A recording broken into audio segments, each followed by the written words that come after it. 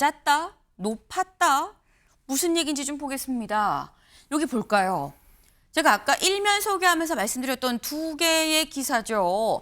하나는 사전투표율 34.74% 역대 두 번째로 높았다라고 하고 하나는 에휴 지난 대선보다 낮았네라고 얘기를 하고 있습니다. 윤주진 위원님, 예. 이거 낮았다고 봐야 되는 겁니까? 높았다고 봐야 되는 겁니까? 전체적인 추세로 봤을 때는 낮았다라는 면이 맞는 것 같습니다. 그러니까 사전투표가 도입된 이후에 이제 10년 정도 됐는데요. 네. 사전투표의 효과로 인해서 투표율이 점점 증가하는 추세를 보였습니다. 그런데 사실은 지난 총선부터 이미 이런 신호가 좀 있었는데 네. 전체 투표수가 올라가기보다는 전체를 100으로 잡고 봤을 때 사전투표가 차지하는 비율이 점점점 늘어났다라는 현상이거든요. 네. 근데 이번 대선 같은 경우는 또 공교롭게도 이제 사전투표가 목, 금 이렇게 진행이 됐어요. 그러니까 보통 금요일 같은 경우는 또 뭐 어디 놀러 가시거나 계획이 있거나 이런 분들이 많이 있기 때문에 네. 첫째 날 목요일 사전투표에 좀 많이 몰리신 것 같고 아하. 금요일부터 본투표까지는 또 어떻게 될지는 모르겠다. 특히 제가 좀 우려되는 것은 전반적으로는 본투표까지도 투표율이 좀 낮을 수도 있겠다라는 전망이 되고 있어요. 네. 그래서 사전투표율이 그러니까 목요일에 상당히 높았다고 해서 네. 또 이번 투표율이 역대 최고 기록을 갱신하는 것이 아닌가 하는 기대감이 좀 있으셨을 것 같은데 네. 그냥 전체 투표 중에 사전투표 특히 첫째 날 많이 하신 것 같다.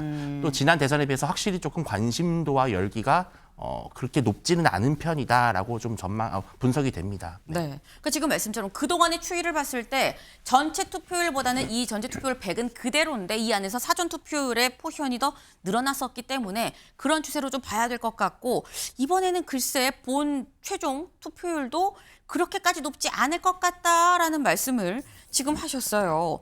그렇다고 한다면 그동안 있었던 전체 투표율을 포함한 지난 선거들을 좀 같이 볼까요? 이겁니다. 네. 여기 지금 파란색은 이 지난 첫째 날 사전투표 첫째 날이었었고 사실 이게 오늘 거가 아니고 어제 거예요. 네. 이 첫째 날이었었고 사전투표 누계가 지난 이 총선 때는 31.28이었고 이번에 34점. 네. 이 7%이기 때문에 이거보단 높죠. 하지만 이거보단 낮다. 20대 대선 때는 36.93이었었는데 이거보단 낮다. 라는 얘기가 지금 나오고 있는 거거든요. 근데 요때의 전체 총투표율, 최종 본투표까지 다 합해서 봤을 때 지난 총선 때는 67이었었고요. 지난 대선 때는 77.1이었었다라는 겁니다. 그래서 사실 첫째 날 사전투표율이 너무 높았어서 무슨 얘기가 나왔냐면 조성은 변호사님. 네. 그때 나온 얘기가 이거 다 하면 총투표율 80%도 넘는 거 아니야? 라는 얘기가 나왔는데 네. 일단 살짝 좀 주춤한 상황이긴 해요. 네. 지금 이 윤주진 위원님께서는 생각보다 높지 않을 것 같다라고 하셨는데 어떻게 전망하십니까? 예, 뭐 실제로 저도 그렇게 그러니까 2022년 대선 때 굉장히 높은 그 투표율이 나온 거예요. 네. 그래가지고 사실은 25년 이번에 열리는 보궐에서는 이 22년 대선만큼 나올 것이냐 이런 부분, 왜냐하면 실제 보수 유권자 중에서 정말 실망을 해서 이거 도저히 여기서 못 나가겠다, 이번에 선거에 투표를 포기하겠다, 이런 어떤 흐름 같은 것들도 좀 잡히는 부분들이 있잖아요. 현장에 나가면 나 이번에 투표 안 할래, 나한테 네. 이제 묻지 마, 뭐 이런 게 특히 영남권에서 많이 이렇게 소식으로 전해지는 거 보니까 네. 그런 부분에서 좀 반영이 있지 않을까라는 생각이 있고, 실제로 이번에 사전 투표를 보니 영남에서 특히 대구에서는 지난 그 대선 때보다 엄청나게 많이 떨어졌어요. 그래서 그런 거하고 지금 비추어 봤을 때 네.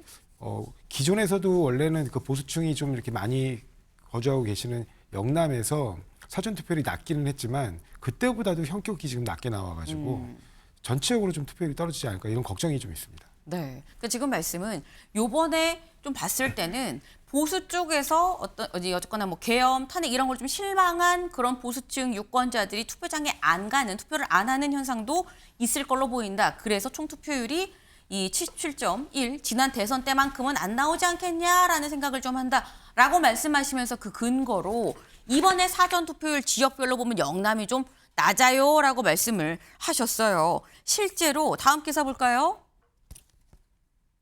호남 사전투표율 50% 웃돌아, 대구 25%로 최저였다라는 거죠. 지역별 투표율 보겠습니다.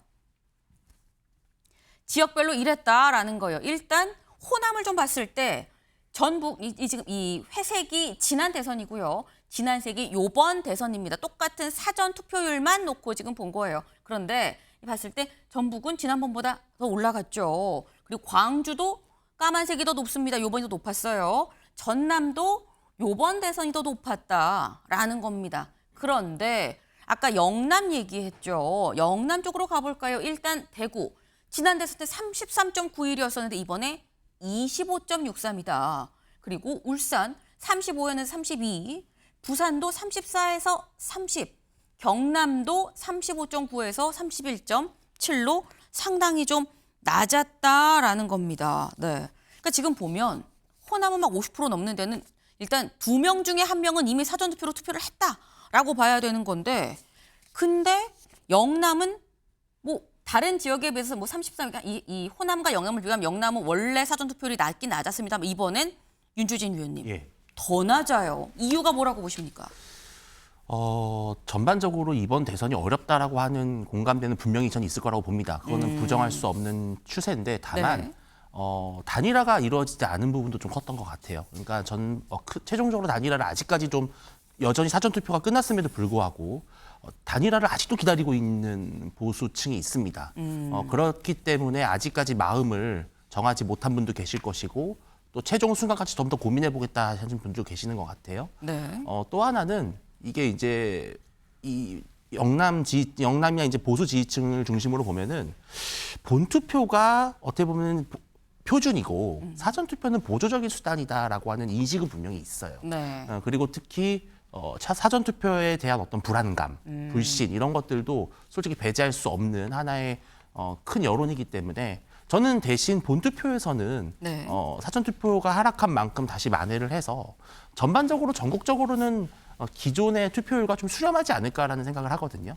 본투표 때 좀 많이 나오실 것 같다라는 생각을 합니다. 네. 지금 두 가지를 말씀을 해주셨어요. 보수들, 그러니까 이 영남 지역은 상대적으로 보수 유권자가 많다라고 지금 얘기가 나오죠. 그런 분석이 나오는데 일단 첫 번째로는 보수 유권자들이 단일화가 이루어지지 않았던 거에 대한 실망감이 좀 있을 수 있을 것 같고, 두 번째로는 이 사전 투표에 대한 불안감, 그러니까 쉽게 얘기해서 부정선거 의심도 살짝 하고 있는 거 아니겠느냐라는 말씀을 지금 하셨어요. 근데 지금 얘기가 저희가 부정선거 의혹은 사실 뭐 이미 지난 대선부터 계속해서 나오는 부분이 있었는데 관련해서 실제로 이거 좀 수상한데 하는 정황들이 포착이 됐죠. 다음 기사 볼까요?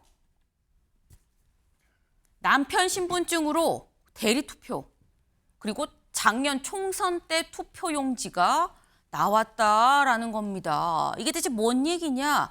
사례를 좀 같이 볼까요? 이겁니다. 네. 30일 오전 7시 10분쯤 경기도 용인에서 내가 지금 봉투를 받았는데 이 안에 이미 이재명 후보로 찍혀있는 이 기표된 용지를 내가 발견을 했어요. 라고 신고를 했다라는 거예요. 그래서 이 경찰이 출동을 해서 현재 이제 수사 중입니다. 다만 선관위의 입장은 이거 자작극으로 좀 의심이 된다 때문에 경찰에 좀 이 수사를 의뢰를 하고 있는 상태다라고 얘기를 하고 있습니다. 더불어서 이런 적도 있었다라는 거죠. 관내 사전투표함에서 22대 총선 투표용지가 나왔다라는 거예요. 여기 보시면 이 투표용지가 지금 나온 그 투표용지다라는 건데 개표가 안 된 투표용지가 개표함에 그대로 남아 있었던 것 같다라는 얘기가 나오고 있습니다. 그리고 이거 어제 낮 그제 낮 12시 강남에서 선거사무원이 남편 신분증으로 투표용지를 본인이 발급받아서 남편 대신 투표를 했다가 참관인 신고로 이 신고가 돼서 고발 조치까지 지금 됐다라는 거죠. 그리고 또 하나, 이건 저희가 어제도 말씀을 드렸죠. 신촌에 이 투표소 투표용지를 받고 투표소 밖으로 사람이 너무 많아서 밖으로 좀 나와서 기다리는 분도 있고, 너무 많아서 투표용지 받고 일단 밥 좀 먹고 와서 그리고 들어가서 투표한 사람도 있었다라는 겁니다. 네. 특히나 이 부분 여기는 이미 대리 투표를 했다라는 거죠. 이게 지금 어떤 상황인 건지 관련 목소리 잠깐 들어보고 올까요?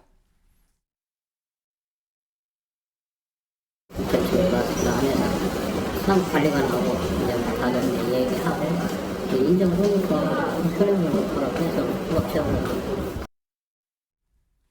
네. 지금 들어보셨죠? 그 얘기 들어보면 어쨌거나 바로 신고가 돼서 현행범으로 잡혀갔다라는 얘기를 하고 본인도 일단 인정을 했다라는 거예요. 그런데 아니 신분증하고 얼굴 확인하잖아. 근데 어떻게 대리투표가 가능한 거야? 생각할 수 있는데 아까 이게 나왔죠. 본인이 선거사무원인 겁니다. 본인이 신분증하고 얼굴 대조를 해봐야 되는 사람인 건데 본인이 이 확인을 안 하고 그냥 남편 신분증 들고 가서 투표를 했다라는 거죠. 근데 이런 상황들 저희가 지금 그 건뿐만 아니라 여러 건을 지금 말씀을 드렸어요. 이게 조상호 변호사님 네.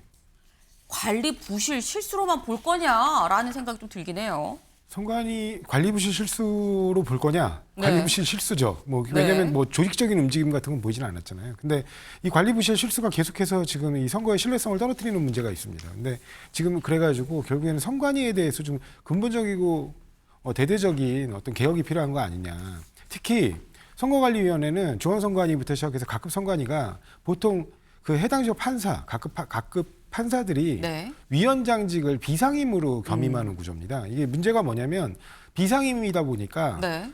통상 회의에만 와서 의결 절차에만 관여를 하고 그 선거 사무와 관련된 사무 감독 같은 것들이 전혀 이루어지기가 어려워요. 아하. 그러니까 항상 그 이른바 그 위원회의 장이 실제로는 그 선거 사무에 전혀 관여할 수 없는 이상한 좀 구조로 되어 있습니다. 그래서 지금도 보면 중앙선관위원회도 어떻게 보면 선관위원장이 대법관이신데 이게 겸직을 하면서 비상임으로 회의에만 왔다 갔다 하시거든요. 네. 그리고 실제 사무는 사무총장과 상임위원이 또 따로 있습니다. 그러다 보니까 책임의 주체와 권한을 가진 사람이 분리되다 보고 그렇게 분리되다 보니까 제대로 관리가 이루어지지 않고 정확한 책임 소재를 묻기가 어려워지는 측면들이 있습니다. 그래서 이런 부분들은 근본적으로 이게 헌법 개정 사항은 아니거든요. 법률을 개정해가지고 책임 주체와 권한 주체를 일치시키고 그다음에 지금 이 선거관리위원회 직원들의 약간 이렇게 좀 만연된 태도들이 있어요. 예를 들면 이렇게 선거에 임박해지면 이 업무가 너무 힘들거든요. 네. 그 아침부터 힘들죠. 밤까지. 예. 그러다 보니까 이때를 이용해서 이른바 대거 휴가를 신청하는 등의 정말 기강 회의의 그 네. 현장들이 좀 있었습니다. 그래가지고 네. 그런 부분들을 제도적으로 아예 막고 금지하는 부분들을 좀 검토를 해야 될 것 같습니다. 네. 지금 조목조목 말씀을 좀 해주셨어요. 기본적으로 이게 이 실제 업무와 이 책임 소재가 이게 이 연결이 되지 않는 일원화되지 않는 부분이 있어서 자꾸 이런 일이 발생하는 것도 있고 기강이 좀 해이해진 면도 있다. 그런 부분이 좀 법적으로도 제도적으로도 좀 보강이 될 필요가 있다라는 말씀을 주셨습니다. 근데 이걸 제가 관리부실 실수만 볼 수 있는 겁니까? 라고 여쭤보겠는데 관리부실 실수다라고 명확하게 말씀을 주셨어요. 이게 지금 뭐 부정선거라고 볼 수도 없는 겁니다. 다만 이런 정황들이 부정선거 의혹을 키우는 불쏘시개로 좀 쓰일 수가 있다라는 게 우려되는 포인트인 거죠. 다음 기사 볼까요? 선관위 건물 침입 시도 개표 예정 장소 몰래 들어가 촬영. 네. 이렇게 건물을 몰래 벽 타고 올라가서 침입을 했다라는 겁니다. 지금 보시는 것처럼. 그 아무도 없는 지금 잠겨 있는 저런 문인데 이걸 열고 지금 들어가서 어떻게 좀 해보려고 했다. 들어가서 좀 촬영을 하려고 했다라는 건데. 근데 지금 이게 부정선거가 있을 수 있으니까 먼저 들어가서 내가 촬영해서 실제 상황이 어떤지 좀 보겠다라는 취지였다고 해요. 그런데 윤주진 위원님. 예. 그러니까 이런 식으로 들어가면 안 되는 걸 굳이 벽 타고 들어가서 문 열고 이렇게 가면 이걸 또 부정선거의 정황이라고도 볼 수 있는 거 아닙니까? 그렇습니다. 그러니까 부정선거의 의혹을 검증하겠다라는 그런 의도에서 비롯된 것이라 하더라도 이렇게 선관위 건물까지 외부인이 마음대로 드나들 수 있는 장소라면 그렇다면 내 투표용지, 내 투표함이 과연 온전하게 보존될 수 있는 것인가 그런 의구심만 키우는 것이죠. 그러니까 역설적으로 이런 분들이 부정선거 음모론을 더 키우는 겁니다. 저는 그것이 너무나 아쉽고요. 지금 말씀 주셨지만 지금 선관위 혼나야 됩니다. 정말 개혁해야 됩니다. 그러나 이거를 부정선거로 보시면 안 돼요. 부정선거라고 하는 것은 정말 뭐 전산만을 해킹한다든지 아예 원래 투표용지가 아닌 것을 바꿔치기 한다든지 이런 조직적인 것이 부정선거이지 이것은 총체적 그냥 관리 부실이고 잘못된 겁니다. 고쳐야 되지만 이걸 보고 국민들께서 역시 부정선거구나라고 생각하셔서 투표를 포기하는 그런 현상만은 좀 없었으면 좋겠다라는 그런 우려가 있습니다. 네, 두 분이 공통적으로 지금 말씀하고 계시죠. 이게 분명 선관위가 잘못한 것이고 관리 부실, 총체적인 책임이 있다. 하지만 그렇다고 해서 이걸 부정선거로 볼 수는 없는 거다. 부정선거를 우려해서 투표장에 가지 않는 건 더 나쁜 일이다라는 말씀들을 공통적으로 지금 해주셨습니다. 네. 저희는 다음 키워드로 넘어가 볼까요?